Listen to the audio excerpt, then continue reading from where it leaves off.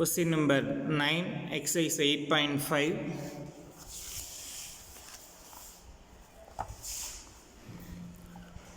So which of the following is incorrect? Which of the following is incorrect? கொடுக்கப்பட்டவைகளில் எது தவறானது அப்படின்னு சொல்லி கேட்குறாங்க. ஃபர்ஸ்ட் ஒன் பார்த்தீங்க அப்படின்னா P of A is greater than 1. So first option இது தப்பான ஆப்ஷன். P of A எந்த ஈவெண்ட்டுக்கு ஒரு ப்ராபபிலிட்டி கண்டுபிடிச்சாலும் நமக்கு வந்து பார்த்திங்கன்னா நியூமரேட்டரை விட டினாமினேட்டர் தான் பெருசாக இருக்கும், லார்ஜாக இருக்கும். நியூமரேட்டர் ஸ்மாலாக தான் இருக்கும். ஸோ அப்போ நியூமரேட்டர் வந்து ஸ்மாலாகவும் டினாமினேட்டர் வந்து நமக்கு லார்ஜாகவும் இருக்கும் பொழுது நம்ம டிவைட் பண்ணும் பொழுது எல்லாமே வந்து பார்த்திங்கனாக்கா 0 பாயிண்ட் சம்திங்கில் தான் வரும். நமக்கு 1 பாயிண்ட் சம்திங் வரவே வராது. நமக்கு இங்கே என்ன சொல்லியிருக்காங்கன்னா P of Aங்கிறது கிரேட்டர் தேன் 1. கிரேட்டர் தேன் 1 எப்படி இருக்கணும்? 1 பாயிண்ட் சம்திங்கில் 1ஐ விட அதிகமாக இருக்கணும். அப்போ எது தப்பு அப்படின்னு பார்த்தீங்கன்னா ஃபஸ்ட் ஆப்ஷனே நமக்கு தப்பு. P of A greater than 1 is incorrect. Since probability வந்து பார்த்தீங்கன்னாக்கா 0லேருந்து எது வரலாம் அப்படின்னா 1 வரலாம், அல்லது 0வும் இருக்கலாம், அல்லது 1 இருக்கலாம் அப்படிங்கிறது நம்ம பார்த்துருப்போம். ஸோ அதனால் பார்த்தீங்க அப்படின்னாக்கா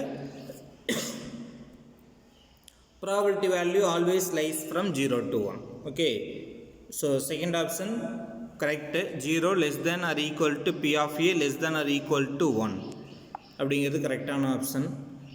இதுலேயே வந்து less than or equal to கட்டாயம் ரெண்டு இடத்துலையுமே less than or equal to இருக்கணும். அப்போ தான் அது கரெக்டு. ஒருவேளை ஒரு ஆப்ஷனில் வந்து லெஸ் தேன் மட்டும் இருக்குது அப்படின்னா இப்போ 0 less than or equal to P of A less than 1 அப்படின்னு போட்டாங்கன்னா இந்த ஆப்ஷன் தப்பு தான். ஓகே, நெக்ஸ்ட் வந்து பார்த்திங்கன்னா தேர்ட் ஆப்ஷனும் கரெக்டு தான். P of பை அப்படிங்கிறது ஒரு empty event, not happening. So phi அப்படிங்கிறது ஒரு எம்டி செட்டு, எம்டி ஈவெண்ட்டு. அதுக்கு ப்ராபபிலிட்டி கண்டுபிடிச்சோம்னா கட்டாயம் என்ன தான் இருக்கும்? நமக்கு 0 தான் இருக்கும். நெக்ஸ்ட் வந்து P of A plus P of A bar equal to 1. அதுவும் நம்ம 1 மார்க்லேயே பார்த்துருக்கோம் முன்னாடி வந்து ஹின்ஸில். ஸோ ஒரு ஈவெண்ட்டுக்கான ப்ராபபிலிட்டியும் அந்த ஈவெண்ட் நடக்காமல் இருக்கிறதுக்கான ப்ராபபிலிட்டி ரெண்டையும் ஆட் பண்ணால் 1 வரும் அப்படிங்கிறது தெரியும். So option 2, 3, 4 correct. First option தான் ராங். ஓகே, P of Aவோட வேல்யூ 0க்கும் 1க்கும் இடையில தான் இருக்குமே தவிர 0க்கு 1ஐ விட அதிகமாக இருக்காது. ஸோ ஃபஸ்ட்டு 9th கொஸ்டினுக்கு answer first option P of A is greater than 1 is wrong. Okay, so next question number 10. The probability a red marble selected at random from a jar containing P red, Q blue or green marbles. Okay, so ஒரு ஜாரில், அதாவது ஒரு குடுவையில் 3 colour marbles இருக்குது. கூழாங்கற்கள் அப்படின்னு சொல்கிறாங்க தமிழில். என்னென்ன கலர் அப்படின்னா ரெட் கலர் ஒன்று இருக்குது, இன்னொன்று வந்து பார்த்தீங்கன்னாக்கா ப்ளூ கலர் ஒன்று இருக்குது, இன்னொன்று பார்த்தீங்கன்னா க்ரீன் கலர் ஒன்று இருக்குது. இது ஒவ்வொன்றும் எவ்வளோ இருக்குதுங்கிறதையும் கொஸ்டின்லேயே கொடுத்துட்டாங்க. ரெட்டில் எத்தனை இருக்குது? P red. அப்போ ரெட்டில் P இருக்குது. ப்ளூவில் எத்தனை இருக்குது அப்படின்னா Q இருக்குது. க்ரீனில் எத்தனை இருக்குது அப்படின்னு பார்த்தீங்கன்னா R. ஓகே, சரி, ரெட்டில் P இருக்குது, ப்ளூவில் Q இருக்குது, க்ரீனில் R. ஓகே, அதான் number of marbles in each colour. Okay, என்ன கொஸ்டின் கேட்குறாங்க அப்படின்னு பார்த்தீங்கன்னாக்க P சிவப்பு, Q நீலம், R பச்சை நிற கூழாங்கற்கள் உள்ள ஒரு குடுவையிலிருந்து ஒரு சிவப்பு கூழாங்கல் எடுப்பதற்கான நிகழ்த்தாக்கு என்ன அப்படின்னு கேட்குறாங்க. அதாவது find the probability a red marble is selected at random. நம்ம எடுக்கக்கூடிய மார்பிள் வந்து ரெட் கலரில் இருக்கணும். அப்போ ஃபஸ்ட் எடுத்துமே நம்ம என்ன கண்டுபிடிக்கணும்? சாம்பிள் ஸ்பேஸ் கண்டுபிடிக்கணும். அப்போ sample space means N of S. Possible outcomes, how many possible outcomes? How many red color marbles? P plus how many blue color marbles? Q plus how many green color marbles? R. Therefore N of S equal to P plus Q plus R. That is denominator.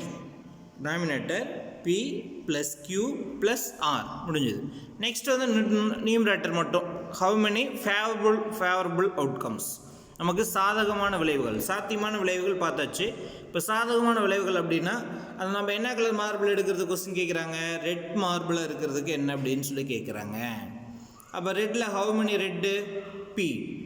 அப்போது நமக்கு நியூமரேட்டரில் என்ன வரும்? P வரும். அவ்வளோதான். N of A is P. Okay, n of red, n of S வந்து P plus Q plus R. N of red that is A அப்படிங்கிறது ஒரு ஈவன் எடுத்துக்கிட்டிங்கன்னா n of A equal to B.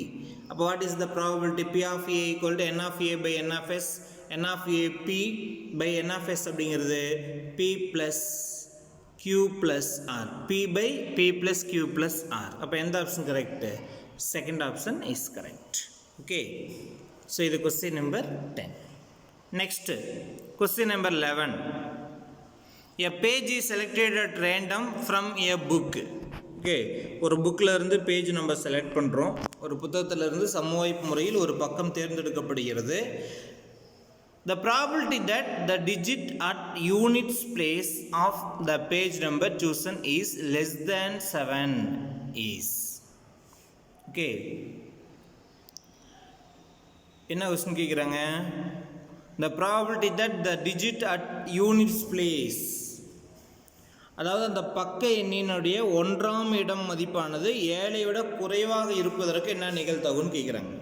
இப்போ page number பார்த்திங்க அப்படின்னா 1லேருந்து நமக்கு புக்கோட page number 1லேருந்து start ஆகுது. ஓகே, ஸோ ஃபஸ்ட்டு 1 2 3 அப்படியே போயிட்டே இருக்குது. 10. ஓகே, 9க்கு அப்புறம் 10 ஸ்டார்ட் ஆகுது. 10க்கு அப்புறம் அதே மாதிரி நமக்கு வந்து 11 போகும், 12 போகும், 13 போகும், 14 போகும், 15 போகும், 16 போகும், 17 போகும், 18 போகும், 19 போகும். நெக்ஸ்ட்டு 20 21 அப்படியே போச்சுனாக்கா 300 ஒரு 100 ஆகிரும். அப்புறம் அப்படியே போச்சுன்னா 200, அப்படியே போச்சுன்னா 300. ஸோ இந்த மாதிரி ஒரு புக்கோட பேஜ் நம்பர் நமக்கு போயிட்டுருக்கு. இதில் அவங்க என்ன சொல்கிறாங்க அப்படின்னா யூனிட் பிளேஸ். நல்லா பார்த்துக்குங்க, என்ன சொல்கிறாங்க அப்படின்னு பார்த்தீங்கன்னா யூனிட் பிளேஸ். இப்போ யூனிட் பிளேஸ் அப்படின்னு சொல்லி வரும்பொழுது இப்போ சிங்கிள் டிஜிட்டில் இருக்கக்கூடிய பேஜ் நம்பரை விட்டுடலாம். இப்போ 2 டிஜிட் வரும்பொழுது தான் ஃபஸ்ட்டு டிஜிட் இது வந்து யூனிட் பிளேஸ், இது வந்து டென்ஸ் பிளேஸ் அப்படின்னு சொல்லுவோம். ஓகே, 1ஆம் இடம் மதிப்பும் 10வது இடம் மதிப்பும் மதிப்பு அப்படின்னு சொல்லுவோம். இப்போ 10 அப்படின்னு எடுத்துக்கிட்டிங்கன்னா இதில் 0ங்கிறது யூனிட் பிளேஸு, 1 அப்படிங்கிறது டென்ஸ் பிளேஸ். இப்போ 17 அப்படின்னு எடுத்துக்கிட்டிங்கன்னா 17ல் 7 அப்படிங்கிறது யூனிட் பிளேஸு, 1 அப்படிங்கிறது டென்ஸ் பிளேஸ். ரைட் சைடில் இருக்கக்கூடிய ஃபஸ்ட்டு காலம் அதுதான் யூனிட் பிளேஸ். நமக்கு தெரியும் 0 1 2 3 4 5 6 7 8 9 அகைன் 0 1 அப் டு போயிட்டே இருக்கும். இப்போ 3 டிஜிட் நம்பர் எடுத்துக்கிட்டிங்கன்னா இந்த லாஸ்ட் டிஜிட், இந்த டிஜிட் தான் வந்து நமக்கு யூனிட் பிளேஸ். அடுத்த டிஜிட் டென்ஸ் பிளேஸ், அதுக்கு அடுத்த டிஜிட் ஹண்ட்ரட்ஸ் பிளேஸ். இது நம்ம வந்து லோயர் கிளாஸ்லேயே படிச்சிருக்கோம். இப்போது என்ன கொஸ்டின் அப்படின்னு பார்த்தீங்கன்னா இந்த பேஜ் நம்பர் தான் இப்போ நமக்கு இந்த கொஸ்டின். இந்த பேஜ் நம்பரில் பர்டிகுலராக எந்த பேஜ் நம்பரில் எந்த டிஜிட்டை நம்ம எடுத்துக்கணும் அப்படின்னா யூனிட் பிளேஸில் இருக்கக்கூடிய டிஜிட்ஸ் எடுத்துக்கணும். அப்போ அந்த யூனிட் பிளேஸில் பாருங்கள் ஃபஸ்ட்டு பாசிபிள் அவுட்கம்ஸ் எது நமக்கு தெரியணும். அப்போ அந்த யூனிட் பிளேஸில் இருக்கக்கூடிய நம்பர்ஸ் எல்லாம் எதுலேருந்து எது வரலும் வருதுன்னு பார்த்தீங்கன்னா 0 1 2 3 4 5 6 7 8 9 அகைன் 0 1 2 3 கண்டினியூ ஆகுது. அப்போ யூனிட் பிளேஸில் பார்த்தீங்கன்னா டிஜிட்ஸ் வந்து எதுலேருந்து எது வரல இருக்குதுன்னா 0லேருந்து 9 வரல இருக்குது. That is sample space. Okay, so புக்கோட பேஜ் நம்பரில் பக்க எண்களில் நம்ம 1ஆம் இடத்துல இருக்கக்கூடிய எண்களை மட்டும் எடுத்துக்கிட்டால் போதும். அப்போ 1ஆம் இடத்துல என்னென்ன எண்கள் வர்றதுக்கான பாசிபிலிட்டிஸ் இருக்கோ அதுதான் சாம்பிள் ஸ்பேஸ். எஸ், அப்போ அந்த பாசிபிலிட்டிஸ் தான் நமக்கு பார்த்தீங்கன்னா 0 1 2 3 அப் டு எது வரலாம் அப்படின்னா 9 வரலாம். அதான் இங்கே கொடுத்துருக்கு பாருங்கள். S equal to 0 1 2 3 4 5 6 7 8 9 therefore N of S equal to 10. அடுத்தது இப்போ நல்லா கொஸ்டினை ரீட் பண்ணிங்கன்னா என்ன கொஸ்டின் கொடுத்துருக்காங்க? What is the probability? The probability that the digit at unit place of the page number chosen is less than 7. இதுதான் விஷயமே நமக்கு. அப்போது நம்ம லாஸ்ட், அதாவது நீங்கள் எடுத்தீங்கன்னா ஒரு புக்கில் ஒரு பேஜ் ஓப்பன் பண்ணிங்கன்னா அந்த பேஜோட யூனிட் பிளேஸில் 7 விட கம்மியாக நம்பர் இருக்கணும், அவ்வளோதான் விஷயம் நமக்கு. ஓகே, அதோட யூனிட் பிளேஸ் எதுன்னு பார்த்தாச்சு. யூனிட் பிளேஸில் 0லேருந்து 9 வரல நம்பர்ஸ் இருக்கும். அந்த 9 வரல இருக்கக்கூடிய நம்பர்ஸில் யூனிட் பிளேஸில் நமக்கு என்ன கொஸ்டின் பார்த்தீங்கன்னாக்கா லெஸ் தேன் 7 இருக்கணும். நம்ம செலக்ட் பண்ணக்கூடிய ஒரு பேஜோட யூனிட் பிளேஸ் எப்படி இருக்கணும், பேஜ் நம்பரோட யூனிட் பிளேஸ் வந்து 7 விட கம்மியாக இருக்கணும்னா அப்போ என்னென்ன வரலாம், யூனிட் பிளேஸ் வரலாம் 0 வரலாம், 1 வரலாம், 2 வரலாம், 3 வரலாம், 4 வரலாம், 5 வரலாம், 6 வரலாம். அப்போ இதுதான் ஃபேவரபிள் அவுட்கம்ஸ். இருக்கக்கூடிய ஃபேவரபிள் அவுட்கம்ஸ் எது அப்படின்னு பார்த்தீங்கன்னா இதுதான் favourable outcomes. That is A. Okay, question புரிஞ்சுதா? லெஸ் தேன் 7, 7 விட பக்க எண்கள் வந்து 1ஆம் இட மதிப்பில் 7 விட கம்மியாக இருக்கணும். அப்போ 0லேருந்து 6 வரல, நீங்கள் 0 விட்டுறக்கூடாது. ஓகே, அதுதான் இதில் முக்கியமான விஷயமே. ஓகே, 0 விட்டிங்கன்னா எல்லா ஆன்சர் தப்பாகிடும் உங்களுக்கு. So A equal to 0, 1, 2, 3, 4, 5, 6. 7 விட கம்மியானா 7, 8, 9 விட்டுறீங்க. இப்போ 6 வரல எடுத்துக்கிறோம். அப்போ n of A equal to எவ்வளோனா 0லேருந்து 6 வரல மொத்தம் 7. அப்போ therefore probability of digits of unit place of the page number is less than 7 is equal to P of A equal to என்ன ஃபார்முலா நமக்கு ஏற்கனவே பார்த்தது தான், n of A by n of S. n of S வந்து 10. Okay, 0லேருந்து 9 வரல மொத்தம் 10 numbers, அதுதான் S n of s. Okay, நமக்கு ஃபேவரபிள் அவுட்கம்ஸ் 0லேருந்து 6 வரலும் மொத்தம் number of favourable outcomes 7. So the probability is 7/10. அப்போ the option second is correct. Okay, next வந்து பார்த்திங்க அப்படின்னா question number 12. The probability of getting a job for a person is x/3. So இங்கே டைரெக்டாக probability கொடுத்துருக்காங்க பாருங்கள். The probability of getting a job for a person.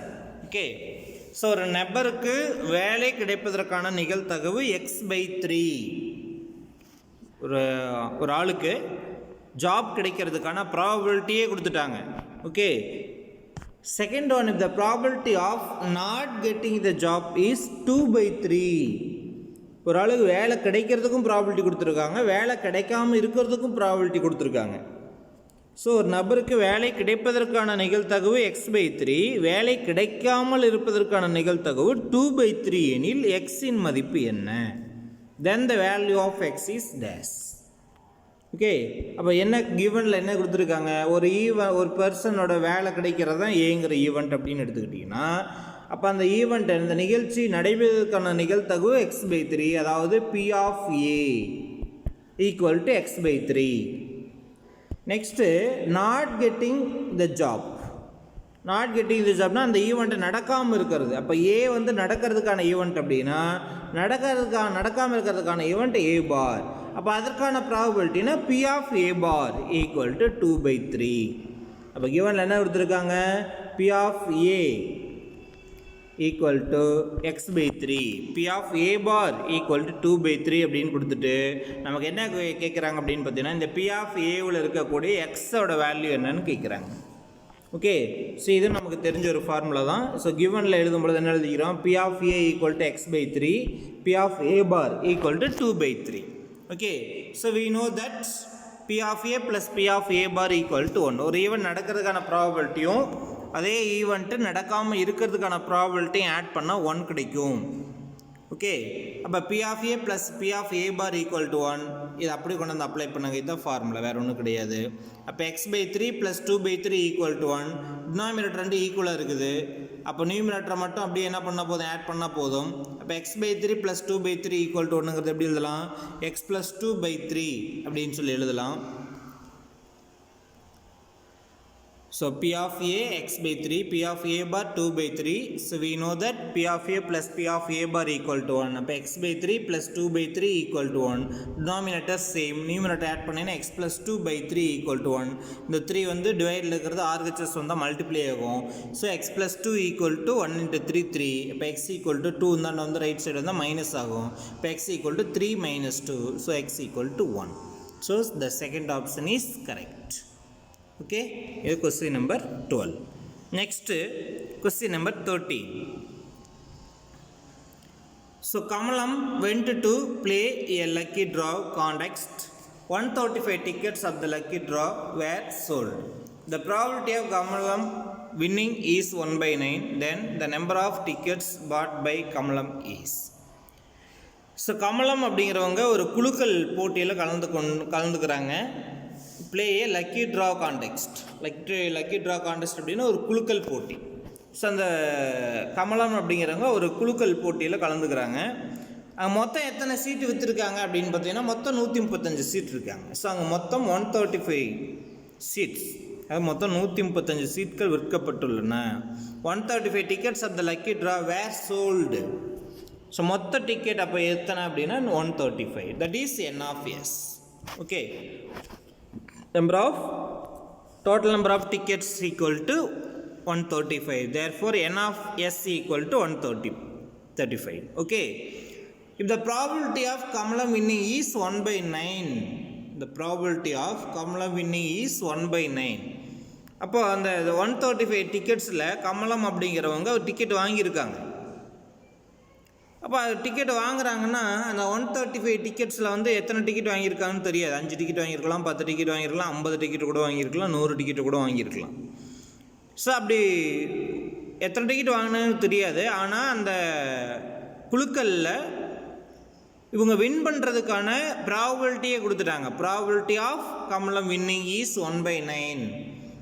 அப்போது அந்த குலுக்கல் போட்டியில் அவங்க கலந்துக்கிறத வந்து ஏ அப்படிங்கிற ஒரு ஈவெண்ட்டுன்னு எடுத்துக்கிட்டிங்கன்னா அப்போ அவங்க கொடுத்துருக்கிறது என்னென்னா பி ஆஃப் ஏ கொடுத்துட்டாங்க. P of A equal to எவ்வளோ அப்படின்னா 1 by 9.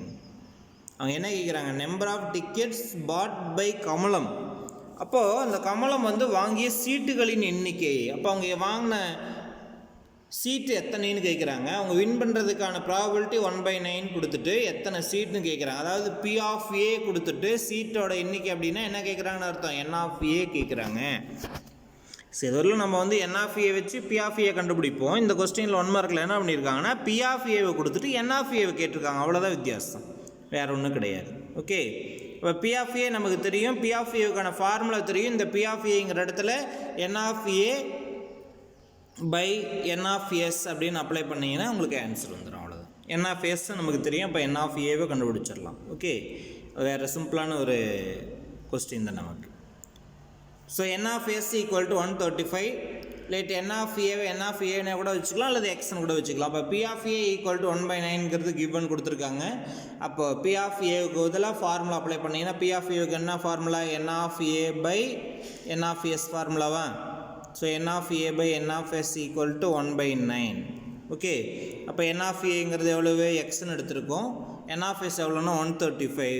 So 135 x by 135 equal to 1 by 9.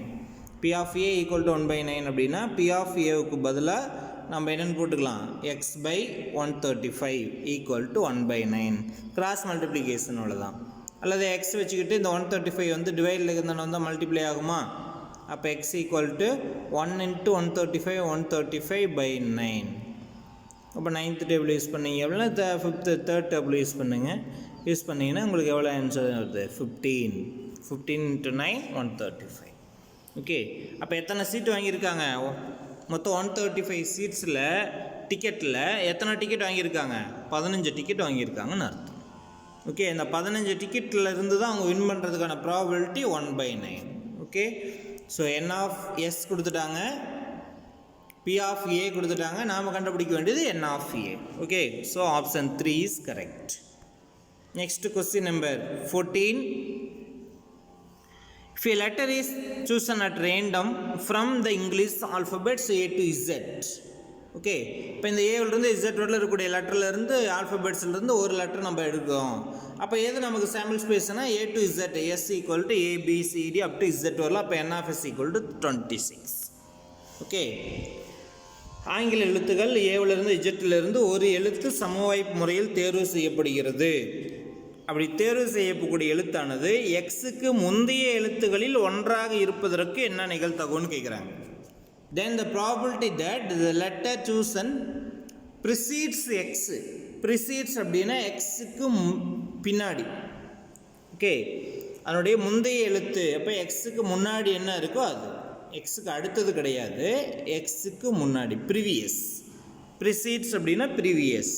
Okay, அப்போ எக்ஸுக்கு பின்னாடி. இப்போ அப்போ எக்ஸுக்கு பின்னாடினா எது வரலாம்? எக்ஸுக்கு பின்னாடி இருக்கக்கூடிய லெட்டர், எக்ஸுக்கு முந்தைய லெட்டர் என்ன? டபிள்யூ. அப்போ ஏவிலேருந்து டபிள்யூ வரல எந்த லெட்டர் வேணாலும் வரலான்னு அர்த்தம் நமக்கு. Okay, so letter chosen precedes எக்ஸ்ன்னு கொடுத்துருக்காங்க.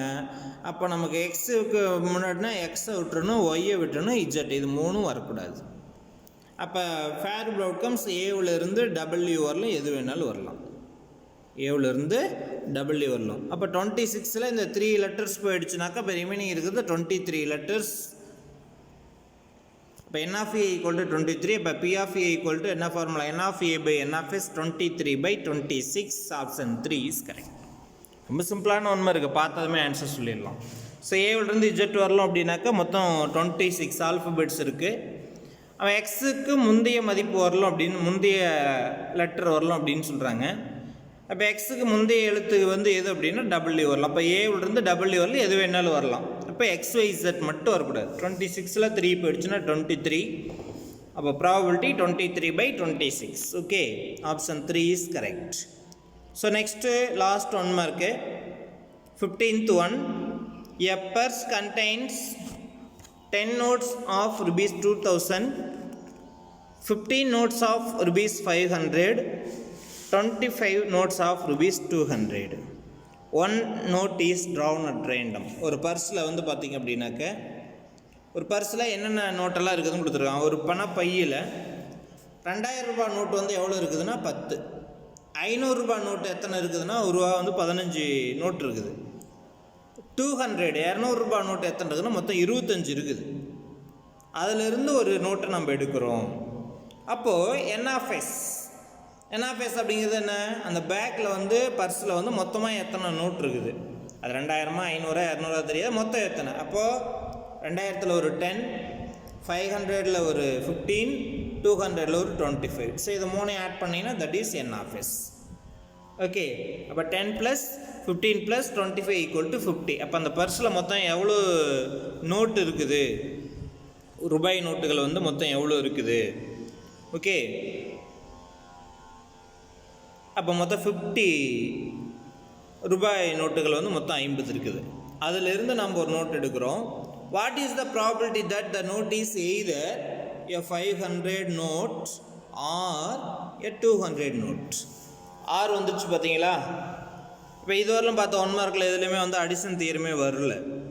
இப்போ தான் ஃபஸ்ட்டு டைம் அடிஷன் தியரம் வந்திருக்கு பாருங்கள். எய்தர் 500 rupees நோட்டாக இருக்கணும் அல்லது 200 rupees நோட்டாக இருக்கணும். ஓகே, அப்போ 500 நோட் எடுக்கக்கூடியது ஈவெண்ட் ஏனும் 200 நோட்டு கிடைக்கிறது ஈவெண்ட் பின்னு எடுத்துக்கிட்டிங்கன்னா அப்போ மொத்தம் என்ஆஃப்எஸ் கண்டுபிடிச்சாச்சு.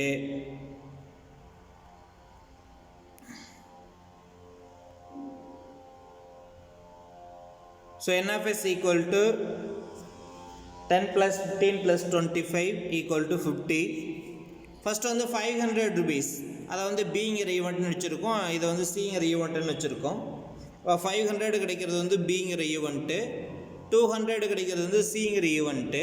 அப்போ 500ல் எத்தனை கரன்சி இருக்குது, நமக்கு எத்தனை நோட்ஸ் இருக்குது 500ல்? மொத்தம் 15. இப்போ n(b) 15. அப்போ அதுக்கான ப்ராபபிலிட்டி 15/50 அவ்வளோதான். அடுத்து 200 நோட்டுங்கிறாங்க. 200ல் எவ்வளோ நோட்ஸ் இருக்குது அப்படின்னு பார்த்தீங்கன்னா 200ல் எத்தனை இருக்குது? 25. அப்போ n(c) = 25. இப்போ p(c) என்ன? n(c/n)(s) 25/50. ஸோ 500 ரூபாய் நோட்டு கிடைக்கிறதுக்கான ப்ராபபிலிட்டி மொத்தம் 50ல் 15 நோட் இருக்குது. ஸோ 15/50. 200 rupees கரன்சி கிடைக்கிறதுக்கான probability total number of amount notes வந்து 50. அதில் வந்து 200ஸில் 25 இருக்குது. So probability 25/50. Now A intersection B கண்டுபிடிப்போம் அடிஷன் தியரம்னாவே. That is B intersection C. இங்கே இது வந்து 500 ரூபாய் நோட்டு, இது வந்து 200 ரூபா நோட்டு, ரெண்டும் சேர்ந்து ஒரே நோட்டில் வருமா? வராது. ஸோ அப்போ அந்த பியும் சியும் எப்படிப்பட்ட ஈவெண்ட்ஸ் அப்படின்னா மியூச்சுவலி எக்ஸ்க்ளூசிவ் ஈவெண்ட்ஸ், ஒன்றை ஒன்று விளக்கும் நிகழ்ச்சிகள். அப்போ ஒன்றை விளக்கும் நிகழ்ச்சிகள் அப்படின்னா நமக்கு ஃபார்முலா தெரியும். P of A union B = P of A + P of B. இவ்வளோதான். இப்போ இந்த இடத்துல பிக்கு பதிலாக ஏக்கு பதிலாக பி இருக்குது, பிக்கு பதிலாக சி இருக்குது, அவ்வளோதான். அப்போ P of B union C = P of B + P of C, அவ்வளோதான். -P of B intersection C வரும், அது 0 ஆகிடும். இப்போ P of B plus P of C. Okay, இப்போ P of B 15/50, P of C 25/50, ரெண்டையும் ஆட் பண்ணிங்கன்னா 45/50, 0 0 cancel பண்ணிட்டீங்கன்னா 4/5. இதான் வந்து நம்ம 500 அமௌண்ட்டாவோ அல்லது 200 அமௌண்ட்டாவோ கிடைக்கிறதுக்கான ப்ராபபிலிட்டி எவ்வளோ அப்படின்னா 4/5. ஓகே, ஸோ இது வந்து question number 5. So option 4th option தான் 4/5. So answer 4th option is correct. Okay, so இதோட ப்ராபபிலிட்டியில் இருந்தக்கூடிய 1 மார்க்ஸ் வந்து கம்ப்ளீட் ஆகிடுச்சு. ஸோ இந்த ப்ராபபிலிட்டியில் மொத்தம் 9லேருந்து 15 வரலும் மொத்தம் 7 1 மார்க்ஸ் இருக்குது.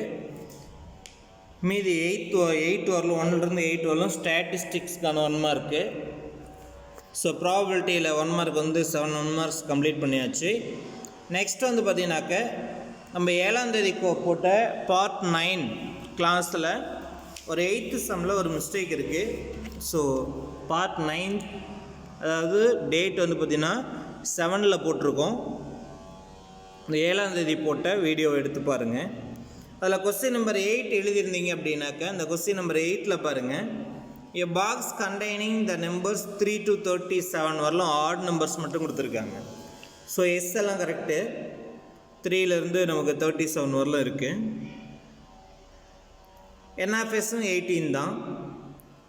இதில் ப்ராபபிலிட்டி தான் drawn a card either a multiple of 7 or a prime நம்பர்னு கொடுத்துருக்கோம். இதில் ஏங்கிற ஈவெண்ட்டை தான் நம்ம தப்பாக போட்டிருந்தோம். அதாவது மல்டிபிள் ஆஃப் 7 அப்படிங்கிற பொழுது நம்ம 7 14 21 35. ஸோ இதில் இருக்கிறதுல நம்ம எழுதாமல் மல்டிபிள்ஸ் ஆஃப் 7 அப்படின்னு சொன்னதுமே நம்ம டைரெக்டாக எல்லா நம்பரையும் இந்த மாதிரி டைப் பண்ணியாச்சு. ஸோ 7 14 21 35 அப்படின்னு போட்டாச்சு. ஆனால் சாம்பிள் ஸ்பேஸில் இருக்கிறது தானே நமக்கு வந்து நம்ம செலக்ட் பண்ணக்கூடிய நம்பர் வந்து சாம்பிள் ஸ்பேஸில் இருக்கிறது தானே வரணும். அப்போ இதில் பார்த்தீங்க அப்படின்னாக்க 7 வந்து சாம்பிள் ஸ்பேஸில் இருக்கும், 14 இருக்காது. ஏன்னா சாம்பிள் ஸ்பேஸ் எல்லாமே வந்து பார்த்திங்கன்னா ஆட் நம்பர்ஸ் மட்டும்தான். அப்போ இதில் இருக்கக்கூடிய ஈவன் நம்பர்ஸ் வந்து நமக்கு வரக்கூடாது. ஓகே, 21 அடுத்து 28ம் போட்டிருந்துருப்போம். அப்போ இந்த இடத்துல 7 2 7s are 14, 3 7s are 21, 4 7s are 28, 5 7s are 35. மொத்தம் 5 நம்பர்ஸ் கொடுத்துட்டு ஸோ இதுக்கான probability n of a 5, p of a 5/18 அப்படின்னு போட்டிருப்போம். அதை இங்கே கரெக்ட் பண்ணியாச்சு. ஸோ இதை பார்த்து அப்படியே கரெக்டாக தப்பு இல்லாமல் எழுதுங்க. அப்போ இதில் 14ம் 28ம் பார்த்தீங்கன்னா ஈவன் நம்பர்ஸ், அது வந்து சாம்பிள் ஸ்பேஸ்லேயும் இருக்காது. ஸோ 13க்கு அப்புறம் 15 தான் இருக்கும் நமக்கு. அடுத்தது வந்து பார்த்தீங்கன்னாக்கா இந்த 27க்கு அப்புறம் 29 தான் இருக்கும், அந்த இடத்துல 28 இருக்காது. ஓகே, ஸோ மல்டிபிள் ஆஃப் 7ல் 7 14 21 28 35ன்னு போயிட்டே இருக்குது நமக்கு. ஸோ இதில் ஆட் நம்பர்ஸ் மட்டும்தான் நமக்கு சாம்பிள் ஸ்பேஸில் இருக்குது. அப் டு 37 வரலும் தான். அப்போ 7 21 35. ஸோ இது 3 தான் நமக்கு ஃபேவரபிள் அவுட்கம்ஸ். ஓகே, ஸோ இதில் ஒரு 2 அவுட்கம்ஸ் வந்து 14ம் 28ம் இந்த இடத்துல இருக்கும். அந்த 14ம் 28 கட் பண்ணிடுங்க. ஓகே, ஸோ அப்போ 5 வந்து மொத்தம் 5 கொடுத்துருந்துருப்போம். இப்போ அதை கட் பண்ணிட்டோம் அப்படின்னாக்கா நமக்கு எத்தனை மட்டும்தான் இருக்கும், நமக்கு n of a = 3. இப்போ p of a = 3/18. அவ்வளோதான், இது மட்டும்தான் கரெக்ஷன். ஓகே, ஸோ 5/18 நம்ம போட்டிருந்துருப்போம். ஸோ ஆனால் இப்போ என்னென்னு மாற்றிக்கிறீங்க, 3/18 மாற்றிக்கிங்க. ஸோ பிங்கிற ஈவெண்ட் வந்து ப்ரைம் நம்பர் 3லேருந்து 37 இருக்கக்கூடிய ப்ரைம் நம்பர்ஸு. ஸோ இது 11/18 கரெக்ட், இதில் எந்த சேஞ்சஸும் கிடையாது. நெக்ஸ்ட்டு ஏ இன்டர்செக்ஷன்லையும் பார்த்தீங்கன்னா 2லேயும் இருக்கக்கூடிய காமன், அதுவும் பார்த்தீங்கன்னாக்கா 7 மட்டும்தான் 2லேயுமே இருக்கும். So n of a intersection b 1, p of a intersection b 1/8. So by using இதுவும் எந்த சேஞ்சஸும் கிடையாது. By using addition theorem probability p of a union b = p of a plus p of b minus p of a intersection c. So அதுலேயும் எந்த கரெக்ஷனும் இல்லை. கடைசி ஆன்சரில் மட்டும் correction இருக்குது. ஆன்சரில் பார்த்தீங்கன்னா ஃபார்முலாவில் p of a union b = இந்த இடத்துல வந்து என்ன போட்டிருப்போம் அப்படின்னு பார்த்தீங்கன்னா 5/18 போட்டிருந்துருப்போம். ஓகே, இப்போ தான் அதை மாற்றிட்டோம்ல, 3/18 அப்ளை பண்ணிக்கிறீங்க. 11/18 கரெக்டு, -1/18 கரெக்ட்ஸ். ஓகே, முன்னே வந்து போட்டிருக்கும்போது இந்த இடத்துல என்ன போட்டிருப்போம் அப்படின்னு பார்த்தீங்கன்னா 11 + 5 16 - 1 அப்படின்னு போட்டுருந்துருப்போம். 11 + 5, 11ஐயும் 5ஐயும் ஆட் பண்ணி 16.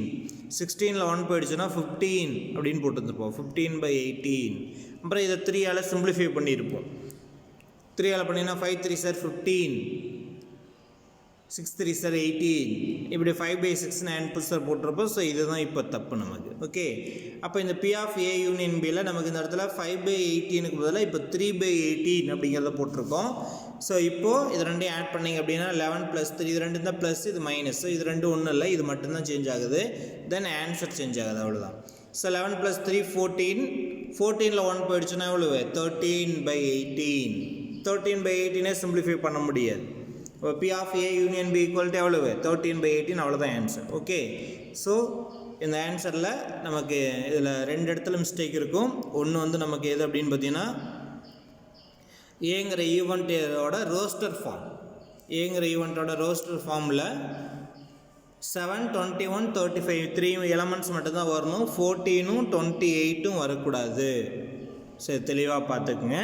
ஸோ அப்போ N of A 3, P of A 3/18. இந்த P ஆஃப் A 3/18ங்கிறத கொண்டாந்து ஆன்சரில் அப்ளை பண்ணுறீங்க.